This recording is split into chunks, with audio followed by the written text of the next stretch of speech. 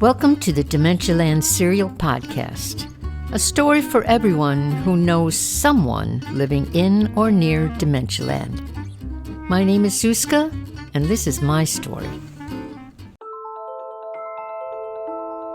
Episode 24, Espionage and the Stakeout. The house was strangely quiet. Sylvina had the day off. I was downstairs trying to sleep, but the sheets on the leather couch made my dreams slip in and out of my head. Maybe popcorn would convince my dreams in coming back.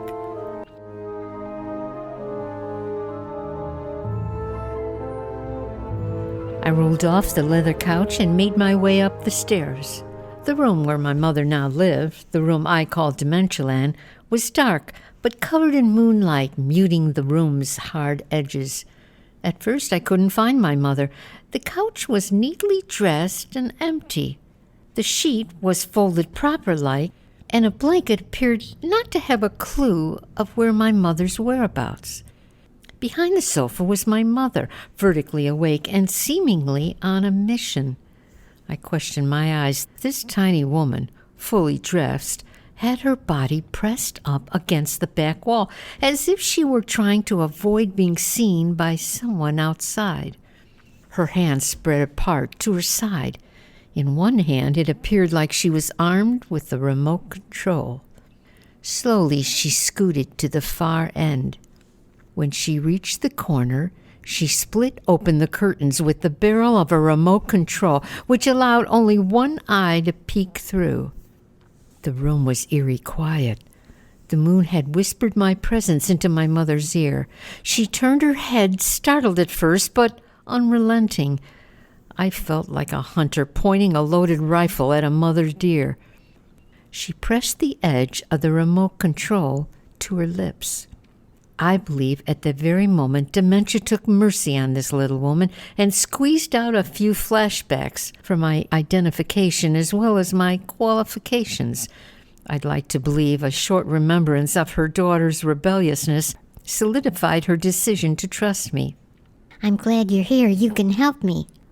I moved closer to the little commander for instructions. Now watch carefully, very carefully. They're out there, hiding behind those trees, and they're just waiting. Can you see them? Without Violet moving her eyes from the window, she continued updating me on the facts. They get their boys to do all the work. They're big boys and strong too. They come out late at night when they think I'm asleep, and that's when they start stealing my land. Every night they take a little more. It appeared to me that my mother was not yet comfortable with her liberating dementias. She didn't trust the gifts of freedom or the ageless voice inside of her soul. What more did she have to give to the dementias to stay in their good graces? They fed on memories she was not willing to give up, not without any good reason. She would remain fooling everyone. At times, her thoughts were more suspicious in nature. Paranoia just laughed and threw out all kinds of scenarios to keep Violet distracted. This, perhaps, was another distraction. I had to be very careful with my questions. Well, how do they steal your land? You know how they do it? Violet obviously turned her ears off and never heard my question, but I'm sure she felt my interest to be sincere. They move it. See those stones? They move all those stones 1 foot over into my property. The stones in evidence were stacked like a hedge about 3 feet high and about 2 feet wide, extending the full length of the property. And they sat precisely on the property line for decades. The stone hedge was in Violet's full view from the room's window. The only thing between Violet and the stones were the garden of plastic begonias. That's what they do when I'm not looking. They move all those stones one at a time. Violet retreated from her surveillance and added arm gestures and twisted body animations to strengthen her argument.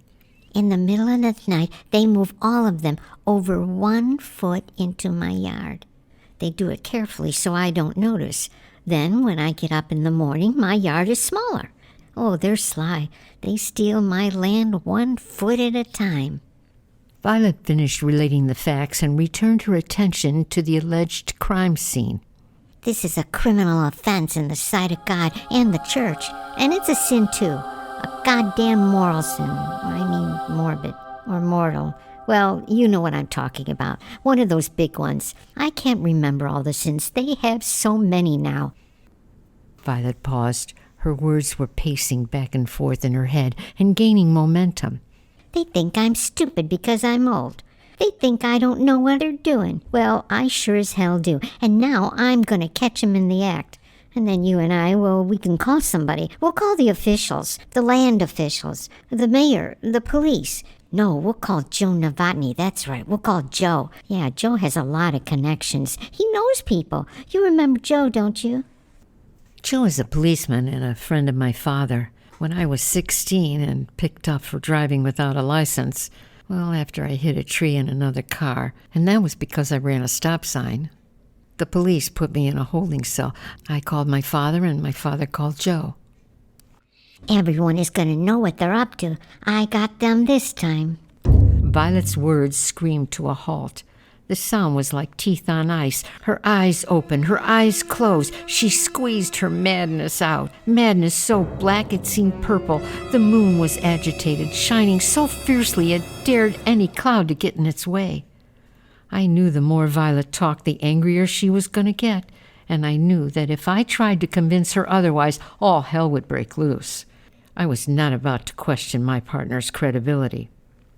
I'm here for you, Mom. We'll catch him. Just tell me what you want me to do. Well, don't let them see you. Shh, and talk quietly. They don't know we're watching them. What do these boys look like? I mean, how big are these neighbor boys? I said big, for crying out loud. You know, big. Don't you know anything? What's the matter with you? You just watch my purse. It's over there under the pillow. Keep your eyes on it so no one steals it. Violet was unsteady. She wasn't sure where the enemy lines were drawn and who to trust. For now, she would just keep her one eye on the neighbors and the other on my intentions. I don't know who you are, but if you're not going to help, just get out of here. Violet stopped talking. Everything was mute.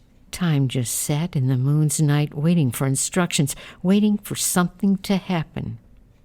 Mom, I'm hungry. Do you want some ice cream? The sound of ice cream seemed to slap the damp air out of the room. The modus operandi had changed. From that razor-edge moment, my mother changed her tone like a commercial in the middle of a TV crime drama. It was as if she pressed the pause button on a remote. Her voice softened the room and the world of reconnaissance. I love ice cream. We carefully shuffled our way into the kitchen, as not to be seen. Side by side, we were glued together. When we got close to the refrigerated destination, we stopped. Together we slid down into a squat and pressed our backs up against the cabinet doors just under the countertop. It was a safe place where we could not be seen. Then all at once I went to the Kenmore's handle and opened the freezer door. The light! They'll see! Violet still had a few remnants of paranoia in her head. The refrigerator's breath steamed out. Before Violet could finish talking, I frantically grabbed the only container I can see, hoping it was ice cream, and slammed the door quickly. Not sure who was playing with whom at that moment, for I actually started to enjoy my part in her dementias. I opened the drawer above my head and let my hand rummage through the utensil tray for 2 spoons. It's Neapolitan, Mom, your favorite. Oh, dearie, we can't eat ice cream out of the carton. Oh, we need bowls. Open that cupboard over there.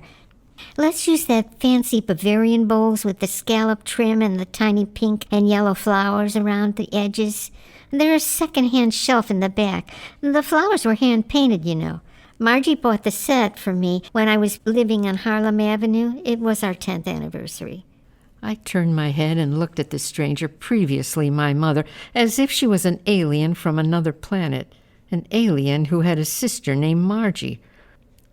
Her story about the china kept on going on and on, falling all over the place in precise detail. How could she remember all that? Not only knowing precisely where the bowls were located in the kitchen, but the damn story, for God's sake. At first I thought this clarity might open a door to other flashbacks, but I wasn't about to take a chance of asking her if she remembered that I was her daughter. I loved more the ambiguity of our relationship. I pushed aside any diagnosis or medical theories and scooped 2 big mounds of Neapolitan into a bowl and handed it to my mother. Somewhere in that cold and creamy substance, the thieving neighbors and their nighttime activities were aborted for that night. We finished the Neapolitan, got up, and placed the sticky bowls on the counter. I decided to make coffee as Violet calmly went back to the sofa. She sat down on the edge and pointed the remote control to the television while pressing down on the red button. The room filled with bright iridescent light, the kind of light you'd expect from a tiny spaceship if it landed in your living room. Oh, good. MetLife is on. Madlock, Mom. It's Madlock, not MetLife.